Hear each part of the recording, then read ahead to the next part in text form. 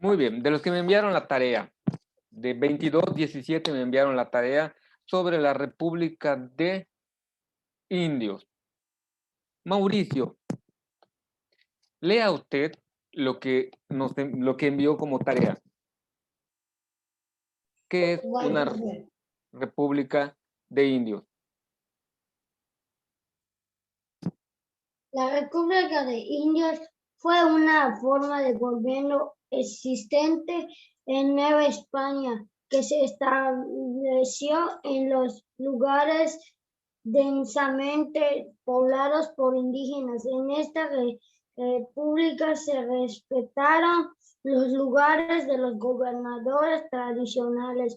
No se destruye el orden existente. Esto fue en un principio de 1521 al final del ciclo XB1. Muy bien. Lo que está diciendo acá es que habían familias gobernantes entre los indígenas, que los españoles les pusieron el nombre de caciques. Eh, en las distintas lenguas, eh,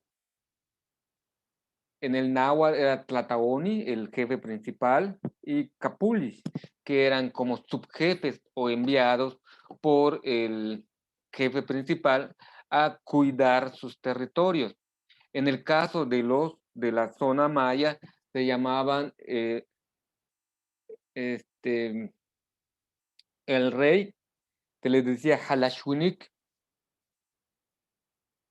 y este Halashwinik tenía también su cuerpo de gobierno, como mencionó su compañero a su momento, existían como una especie de ciudades-estados y estas ciudades tenían algunos pueblos.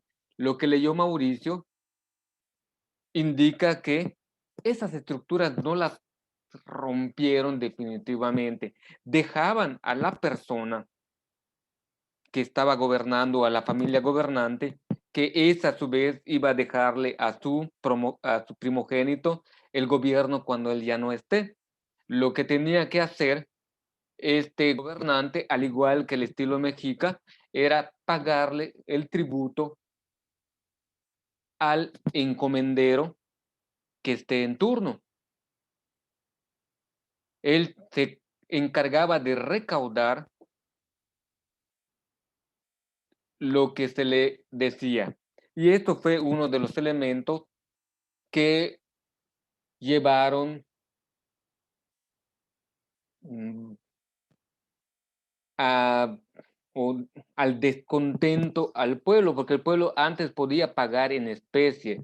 Iban al monte o se iban a esos espacios salvajes y cazaban, obtenían miel, obtenían cera y les permitían pagar con esos animales salvajes su tributo. Pero cuando llega la reforma borbónica, dicen no aceptamos ninguna cuestión de especie, queremos que nos paguen con monedas. Y tasaron cuántas monedas eran por cada persona. Si eres adulto, tantas monedas. Si eres mujer, tantas monedas. Si eres niño, tantas monedas. Si tienes un terreno, tantas monedas por tu terreno. Y al final todo eso lo juntaba el cacique y se lo entregaba al encomendero para que éste a su vez se lo diera al auditor, el auditor al virrey, el virrey lo enviara a Sevilla y así se le pagaba el tributo al rey de España. Los indígenas conservaban sus costumbres y tradiciones, pero se volvieron lo que se llama vasallos o súbditos del rey español. Y me llama la atención una frase que hoy en día se está utilizando. No sé si ustedes lo han escuchado. Los funcionarios federales hoy en día, cuando se presentan, dicen, por ejemplo, si yo fuera un trabajador del gobierno federal, sería, por ejemplo, un profesor del gobierno federal, diría, muy buenos días, alumnos. Yo, su maestro de español, Julio César Santos, siervo de la nación, les voy a dar la siguiente clase, el siguiente tema. Pero hay que utilizar esta frase hoy en día, los servidores federales, los funcionarios federales utilizan esa frase, siervos de la nación, y me hace recordar un poquito este periodo colonial donde eran súbditos o siervos del rey español. Ahora se supone que somos siervos de una nación. La nación somos todos. No está mal el concepto, sino lo que no hay que identificar es a la nación con una persona o con una institución. La nación mexicana lo conforman todos sus ciudadanos mexicanos y realmente los funcionarios públicos son servidores de la nación en ese sentido. Eso es correctísimo. Cuando alguien es un burócrata, un trabajador, ya sea del gobierno federal o estatal, es un servidor público y realmente su función es esa, de prestar el servicio que la nación le ha encomendado para el bienestar de toda la nación. En muchas ocasiones, estos burócratas o servidores públicos se han enriquecido y algunas veces no hacen el trabajo que se espera.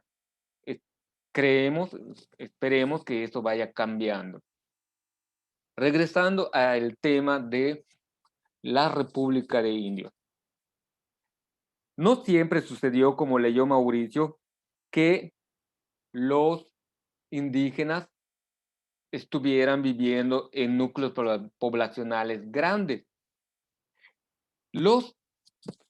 Aquí el trabajo en la República de Indios estuvo a cargo principalmente de los sacerdotes o monjes mendicantes que fueron e hicieron o crearon estos pueblos de indios o repúblicas de indios. Los fueron a buscar allá donde vivían, los llevaron a vivir, le llamaban en los pueblos en política para que se puedan controlar mucho mejor. Muchos de los indígenas huyeron durante el tiempo de la conquista, abandonaron sus poblaciones y huyeron, se adentraron a las selvas, subieron a las montañas y allí fueron encontrándolos los religiosos y los fueron aglutinando en estas repúblicas y pueblos de indios. Para los religiosos la cuestión era el adoctrinamiento y para el rey español la cuestión y para algunas figuras era el obtener el tributo, tenerlos bien controlados. Cuando llega la reforma borbónica, sucede otra vez lo que durante el tiempo de la conquista. Empiezan a huir de estas repúblicas, empiezan a alejarse. Pasamos a la cuestión, esa es la tarea que ya le califiqué nada más a uno de sus compañeros, de qué es una villa o ciudad o república de españoles. Se crean estas entidades o estas poblaciones para que allí vivan los conquistadores y los colonizadores y crean, crean una estructura muy, digamos, repetitiva. El modo de cómo crearon las villas y pueblos, por eso esa distinción, tal vez ustedes no lo notan, pero más adelante lo van a ir notando. La gente que nació en una villa se sentía superior a la gente que nació en un pueblo, porque el pueblo era de indios y la villa era de españoles. No importa que yo esté moreno y tenga un apellido indígena, pero si nací en un lugar que se llame villa o ciudad, pues soy mucho más que aquel indio que nació en una república de indios. Y se va mostrando o se va siguiendo. Les voy a dar un ejemplo. Hay una comunidad aquí en Yucatán que se llama Vaca. la Villa de Vaca. La Villa de Vaca no rebasaba hasta cuando yo la conocí, hace 28 años, 30 años aproximadamente, no, 20 años. Hace más de 20 años conocí la Villa de Vaca. Me extrañaba que sea una villa y fui estudiando la historia de esta comunidad que había sido villa desde el periodo colonial. Y como vía, su gente, la población es muy linda, es chévere, pero tienen un complejo de superioridad. Así se sienten, somos villa.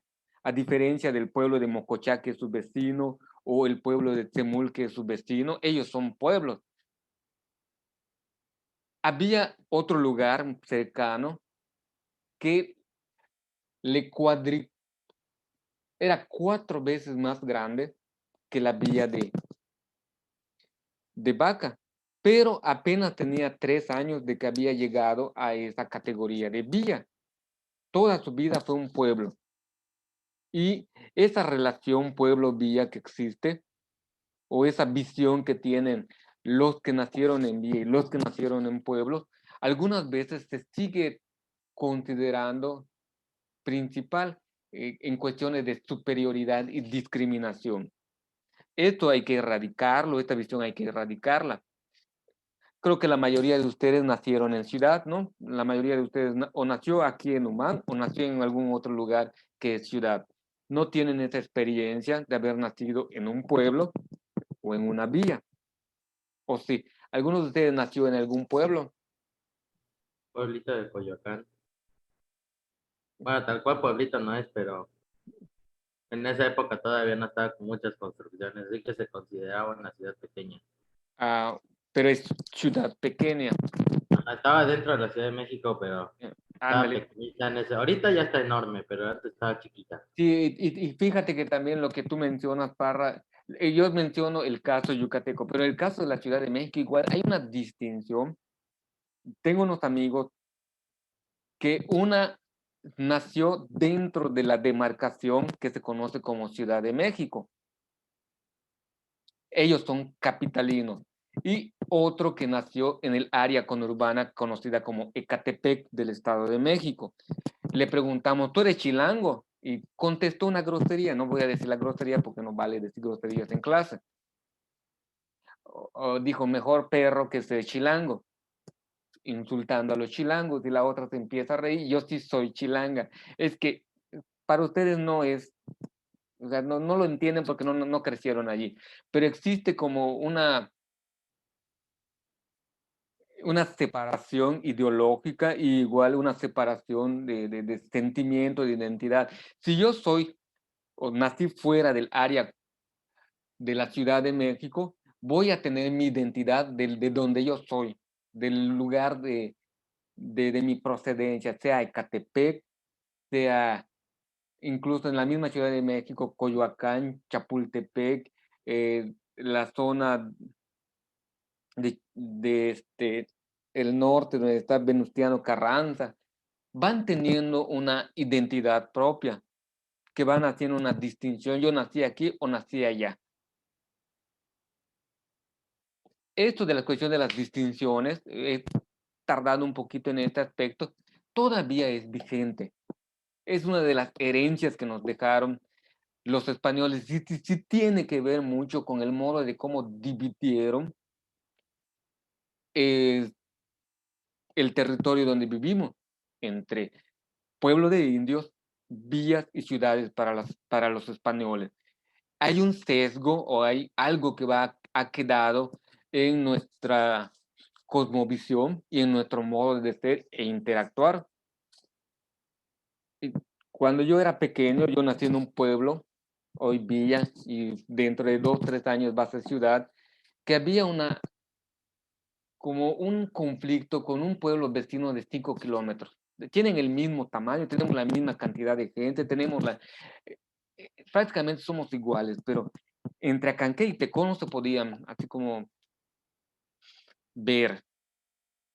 Había una cierta enemistad. El ser de Tecón, el ser de Acanqué, nos daba cierta identidad y cierto cierto conflicto, no al grado de que nos estemos atacando físicamente, pero sí como hablando mal uno del otro, como si fuéramos mejores los de Acanqué y peor los de Tecó, y los de Tecó decían que eran peor los de Acanqué y mejor los de Tecó. E íbamos haciendo una competencia. Es que en mi pueblo ya hay una pizzería, gran cosa. En mi pueblo ya hay un restaurante. En mi pueblo ya hay tal servicio. Y dice, pero así competíamos en mis tiempos de estudiantes, así éramos los de Tecó y los de Acanque. Y así sucede entre los pueblos vecinos. Y vuelvo a repetir, tiene que ver con el modo de cómo los españoles crearon estas sociedades. ¿Vale?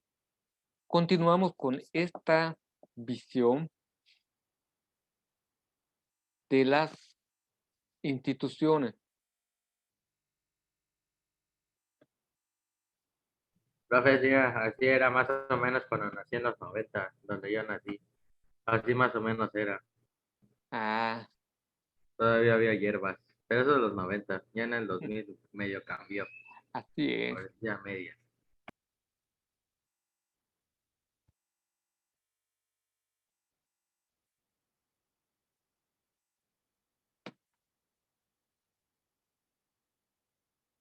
Bueno, en la última clase nos quedamos con la encomienda.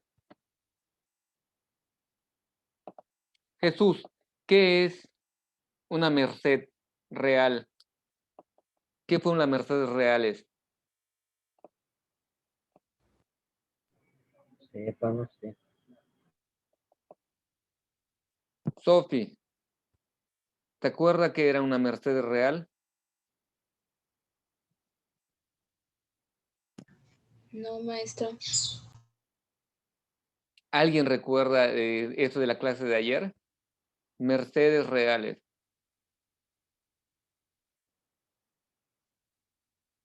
Eran aquellos soldados, por ejemplo, que se les daba un cargo. Bien.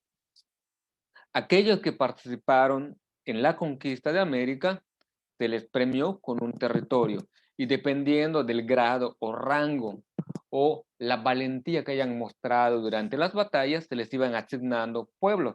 Este que fue pieza clave para que pudieran vencer, le vamos a dejar 20 pueblos indios. Este que pues hizo lo que pudo, pero realmente no destacó mucho, le vamos a dejar 3 pueblos.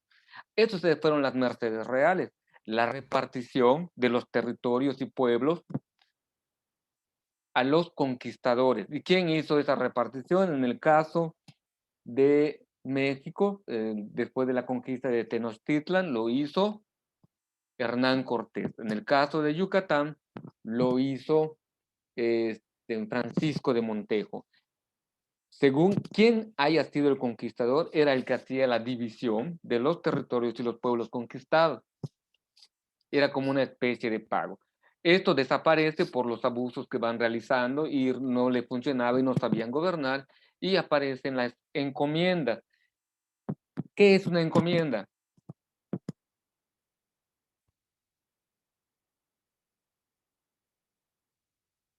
¿Alguien puede leer esto? Encomiendas, mecanismo eficaz para controlar a los indígenas desde lo económico, político y religioso. ¿En qué consistía esta encomienda? Nombraban a un encomendero, ya no a no un merced, sino a un encomendero, y este encomendero tenía la obligación de llevar a algunos religiosos en su área encomendada, eh, creaba un convento y creaba parroquias para que junto con los religiosos pudiera controlar un área determinado. Un encomendero podía tener, al igual que un merced, podía tener más de un pueblo que controlaba. Ellos no vivían allá, solamente, como les expliqué hace un momento, iban a buscar los tributos, pero vigilaban que se les dé la educación y la enseñanza cristiana, y así como que vayan aprendiendo los modos de ser del europeo, que se vayan eh, entrando lo que es la modernidad, según su visión de los españoles conquistadores, hacia los indígenas. Procuraban que esto vaya sucediendo. Ponían su empeño en esta cuestión. Los encomenderos, como les dije ayer, eran una especie de papá o tutores de los indígenas. Negaban que los indígenas tuviesen la capacidad o la madurez de ser unos seres humanos. Eran como animalitos que había que orientarlos adecuadamente. Bajo esta visión, se mantuvo a los indígenas bajo el dominio español. Aunque eran vasallos del rey, aunque pagaban tributos, no se les daba las libertades como a un súbdito español, peninsular o criollo, y se suponía que eso en papel decía que era un virreinato y no era una colonia, y por lo tanto eran o tenían como súbditos del rey los mismos derechos y obligaciones que cualquier poblador que viva bajo el reino español. No sé si logro explicar plenamente lo que quiero dar a entender. Si lo ponemos en la actualidad, ustedes ciudadanos de UMAM tienen los mismos derechos y obligaciones que un ciudadano o unos estudiantes como ustedes que vivan en Chihuahua, ¿o no? Ellos son diferentes, no. No tuviesen los mismos derechos y obligaciones los estudiantes de segundo año de secundaria de allí de Chihuahua. Es que ellos son muy agresivos, profesor. Sí, lo sé, pues viven en un ambiente agresivo. Pero en papel, tanto los que estudian en UMAN como los que estudian en la ciudad fronteriza de Ciudad Juárez tienen los mismos derechos y obligaciones. Deben asistir a clases y deben entregar las tareas para poder acceder al siguiente ciclo escolar. No debiese haber ninguna distinción en este aspecto y sería injusto que, vamos a decir, como la zona de Ciudad Juárez es más violenta, pues vamos a darle todas las facilidades a los alumnos de allá y ya las tareas resueltas para que ellos accedan al siguiente curso escolar. ¿Sería justo o no? Así. O digamos otro ejemplo. A todos los alumnos de Ciudad Juárez se les va a dar una beca económica por vivir en una zona conflictiva, y a los que viven en Yucatán, a los estudiantes de UMAN, no. ¿Sería justo? No les va a durar, profesor, a los de allá.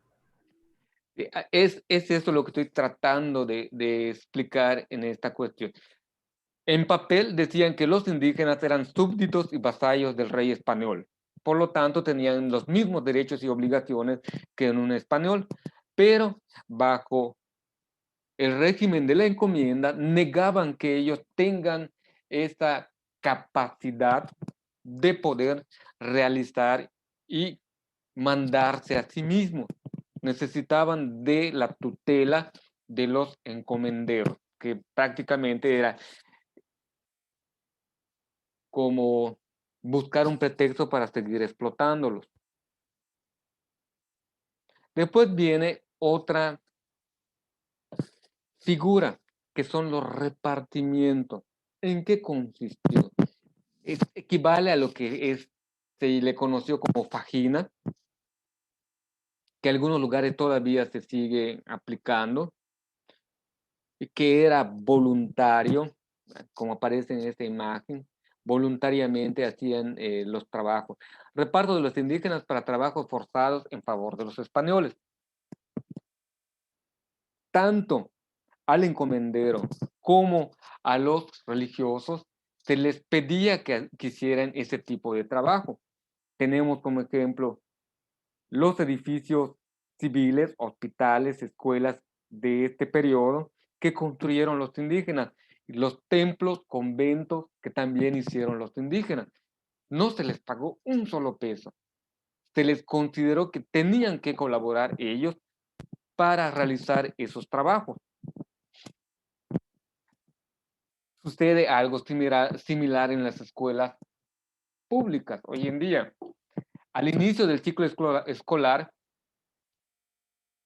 se le hace una reunión de padres de familia y se les pide a los padres de familia que colaboren, ya sea económicamente o con trabajo, o ambas cosas, para limpiar la escuela y esté en buenas condiciones para sus hijos. Es una especie de fajín o una especie de repartimiento que sigue vigente hasta el día de hoy. Funciona, por supuesto, es bueno para la sociedad, sí. En el fondo era lo que se pretendía, crear obra pública para el bien de todos. Fueron los indígenas quienes hicieron los templos, quienes hicieron las escuelas, los hospitales, quienes hicieron las carreteras, sin que les pagaran. De hecho, los lunes, en algunos lugares, era obligación que fueran a trabajar, ya sea en el convento o ya sea en la casa principal del dueño o en la calle o en la encomienda que se les iba a dar durante todo, la encomienda de un trabajo que se les va a dar durante todo un lunes. En otros lugares se hizo de otros modos, pero la cuestión del repartimiento fue un método o un sistema político con la que se obtuvo mucho del patrimonio histórico que tenemos. Esas catedrales, esas escuelas, esos edificios fueron construidos con este sistema. Así que si un día vas a visitar un lugar turístico y ves los edificios, considera cómo fueron construidos, no lo olvides. Vamos a dejar este tema para el próximo jueves, ideas, creencias y diversiones entre los conquistadores y los encomenderos. Espero que les guste este tema, a mí en lo particular me gusta porque se habla de la cosmovisión de los españoles y cómo se divertían aquí. No había cine, no había teatro, no tenían su celular, no tenían internet, pero se divertían.